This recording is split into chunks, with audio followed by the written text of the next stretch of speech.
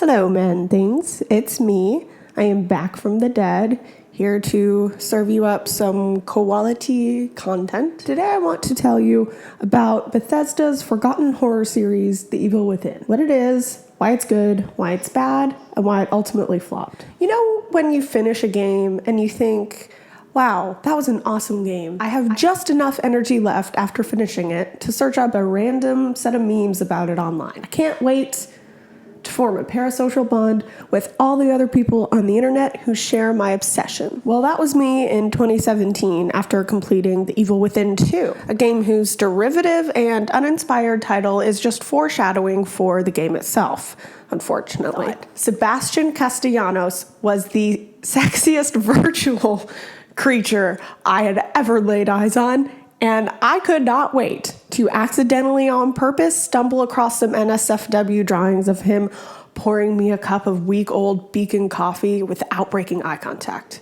And that artwork was available, more or less, and I did enjoy it. But it was a little too difficult to find for my taste. I'm so sorry. So why is this relevant, you ask? Well, it's not, really. This camera is the closest thing I've got to therapy, so you guys are just gonna have to deal with it. So if you have no idea what I'm talking about, here's a quick summary. The Evil Within 2 is a sequel to the game The Evil Within, both of which are created by Bethesda Softworks. Fun fact, The Evil Within was actually directed by the same guy who created the Resident Evil series, Shinji Mikami, I think is how you say it. And in my opinion, you could totally tell. Just in terms of game mechanics and overall storyline, it's got Resident Evil's fingerprints all over it, you know? The first game was released in 2014, and the sequel, the one I'm mainly going to be talking about today, was released in 2017. Both games received generally positive feedback from players as well as critics, and the highest praise went toward the game's creativity in terms of creature design and locations. So what happened? Well, nothing really. And that's kind of my point. It seems like the average experience for people who have played at least one of these games is an enjoyable, immersive playthrough followed by kind of forgetting it ever existed. Compare that to the Resident Evil series. The experience of playing those games goes well beyond the game itself, right? You've got icebergs, merch, game theories, fan art, cosplays, expos, interviews. The list goes on. You could spend all day, every day, for a month consuming nothing but Resident Evil-based content online, and you would still be just scratching the surface of all that there's available. But that's Resident Evil, and despite being spearheaded by the same creative genius, it isn't really fair to lump The Evil Within together with arguably one of the most iconic horror game series of the 21st century. I mean, of course, there's going to be more Resident Evil content online. The games have been around since 2002. There's 8 of them. So maybe a more accurate comparison would be something like the Outlast series, which has only existed since 2013. And like the Evil Within series, Outlast really only consists of 2 games, Outlast and Outlast 2. Imagine that. If you want to include Whistleblower, then 2.5 games. But the online footprint for Outlast is far larger than that of Evil Within, despite it not even really trying to have its own dramatic universe. I mean, sure, the Outlast games do build upon themselves, and they do establish storylines that transcend the player's imminent experience of the games, but it always feels like a bit of an afterthought. The primary focus of the Outlast series is to provide you with a rare and uniquely unsettling gameplay, namely a non-combat first-person experience where your greatest defense is running and hiding. There simply are not a lot of horror games like that. The Outlast games are shorter, simpler, and overall just less complex and detailed than something like Resident Evil or Evil Within. So it's interesting that their online scope far exceeds that of Evil Within. I mean, the Outlast Reddit page is currently at a solid 17,000, while Evil Within is stuck at 9.8 thousand. So almost half of the Outlast Reddit. Isn't that weird? But you know how I really know that the Evil Within series has been largely forgotten among horror gamers? I'll tell you. It's because none of the characters have crossed over into Dead by Daylight. That's the real measurement of your success as a horror game. I'm only slightly joking. So, that brings us back to what happened. Where is the love? Well, believe it or not, I think a good way to begin to answer this question is actually to return to my point about Dead by Daylight.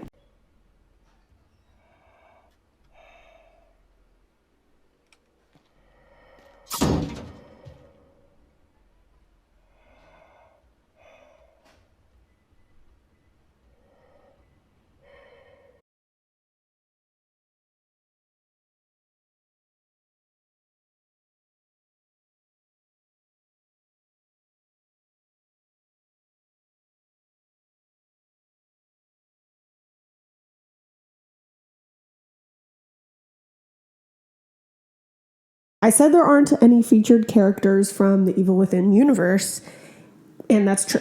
Say Dead by Daylight did want to feature Evil Within. What characters would they choose? Sebastian? I mean, they've already got Leon.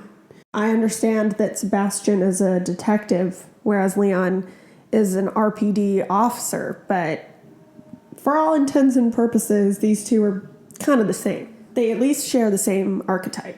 Okay, so what about a villain from the Evil Within universe? What about Stefano? He was so quirky. I loved him.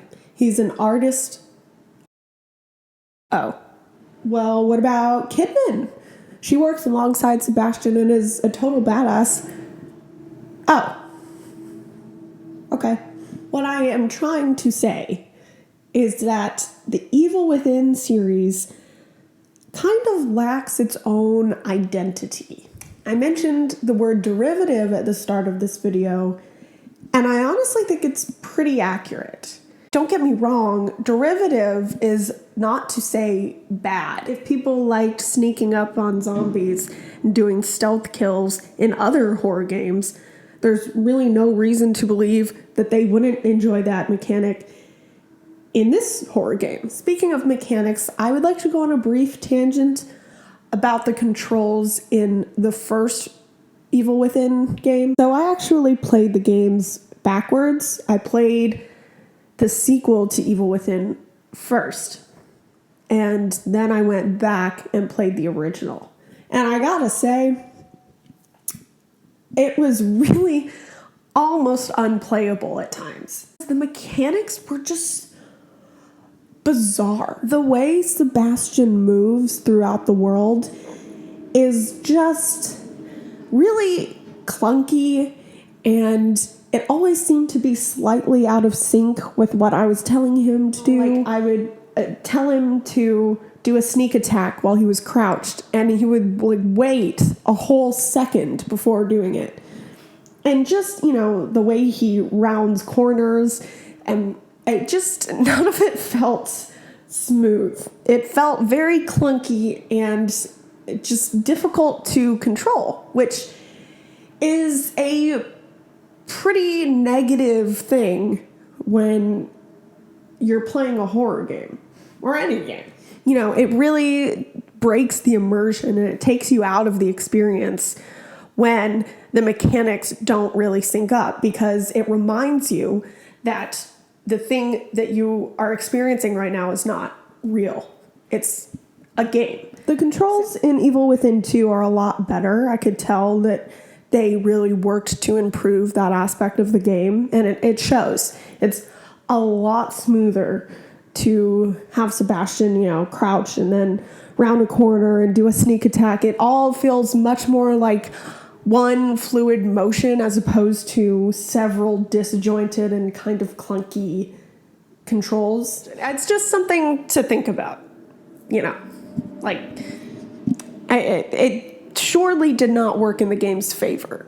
And it's not like all games around the 2014 era were suffering from mechanical issues like that. Once again, just look at Outlast. Whenever you are performing several consecutive actions like running and lunging and crouching, it all feels very natural and very fluid. And that game came out a year before Evil Within. So anyway, back to the evil within being derivative. I really do believe that that is the series' downfall. And again, that doesn't make it strictly a bad series. I think actually, especially if looked at just within a vacuum, it's a really good series. That's the whole reason why I'm making this video in the first place. I wanted to investigate why a series that is objectively pretty high quality and interesting lacks the following of a game like Silent Hill or Resident Evil or Outlast, or even more modern games like Five Nights at Freddy's. No, they're good games. I have only played the first one once, namely because of the aforementioned mechanical issues, but I have played the sequel, Evil Within 2, several times. You know, especially in the first few chapters, the game plays heavily on visual tricks and illusions and really forces you to question what you're looking at and what makes an environment or thing real. It's really cool and interesting. It's not really something that I've seen other games do so explicitly. I've also never had a game's villain call me a Philistine right before he slits my throat open, and I'm really living for that experience.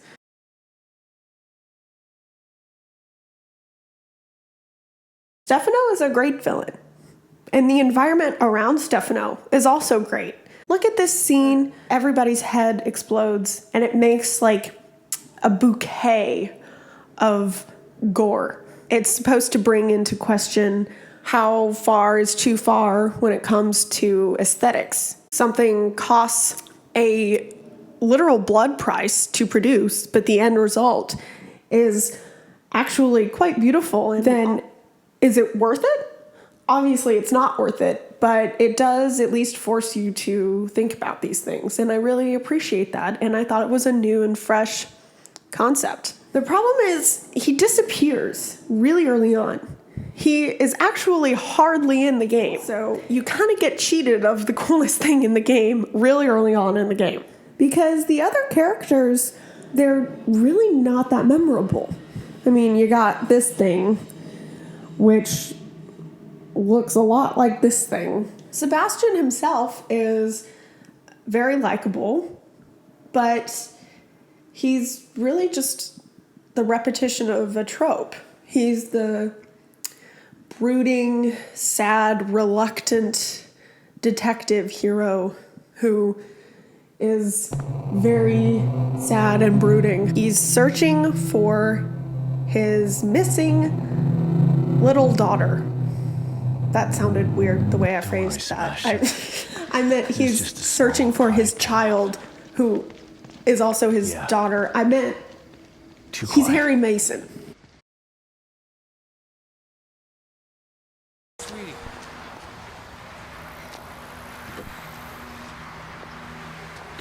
Daddy?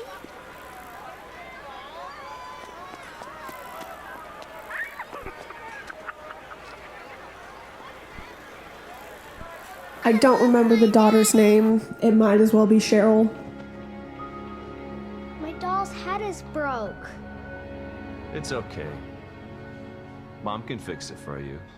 She can fix anything.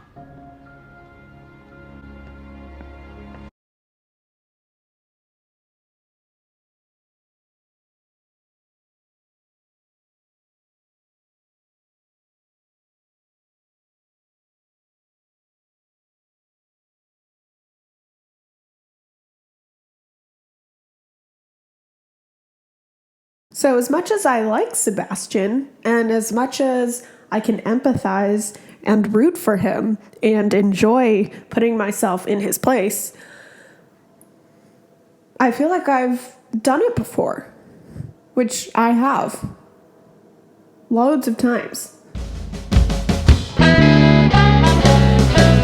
Reluctant guy goes on a quest to rescue his young daughter. What I'm trying to say is that there's not much in these games that is actually novel. Pretty much everything is just a version of something that's been done before, and oftentimes has been done before in better ways. There are enemy characters here and there throughout the game that I think were pretty creative and well done, but the majority of the enemies are just zombies, and some more aggressive than others. Where have we seen that before?